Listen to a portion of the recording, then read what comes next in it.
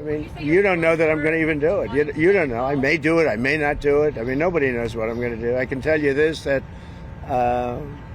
Iran's got a lot of trouble, and they want to negotiate.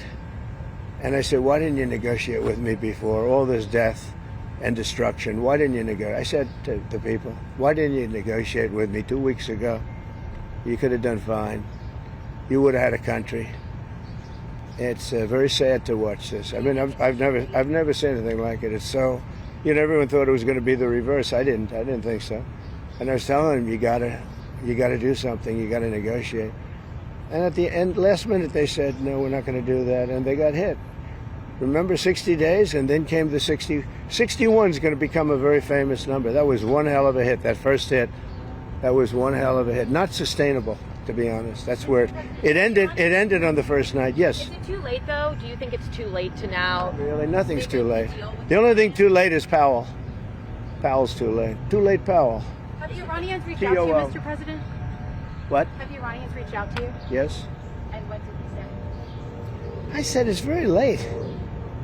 I said it's very late to be talking. We may meet. It's. I don't know. There's a big difference between now and a week ago, right? Big difference. You said we may meet. Israel said we may meet.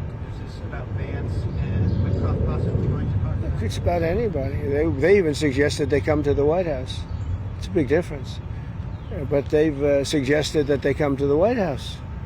That's, courageous, but, it's like not easy for them to do. But they suggest, because I can't go now because of what's going on. I had to come back early from the G7, which was terrific, by the way, in Canada. Really terrific, good people. Two very simple words, very simple, unconditional surrender. That means I've had it. Okay, I've had it, I give up, no more. Then we go blow up all the all the nuclear stuff that's all over the place there. No, they had bad intentions. For 40 years they've been saying death to America, death to Israel, death to anybody else that they didn't like. They were bullies. They were schoolyard bullies. And now they're not bullies anymore, but we'll see what happens. Look, nothing's finished until it's finished. War is very complex. A lot of bad things can happen. A lot of turns are made. So I don't know. I wouldn't say that we won anything yet. I would say that we sure as hell made a lot of progress. And we'll see. The next week is going to be very big. Maybe less than a week. Maybe less.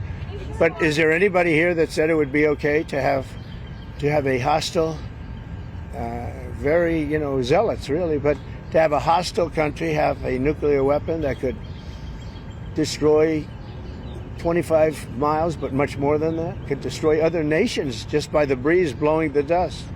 That dust blows to other nations and they get decimated. This is just not a threat you can have.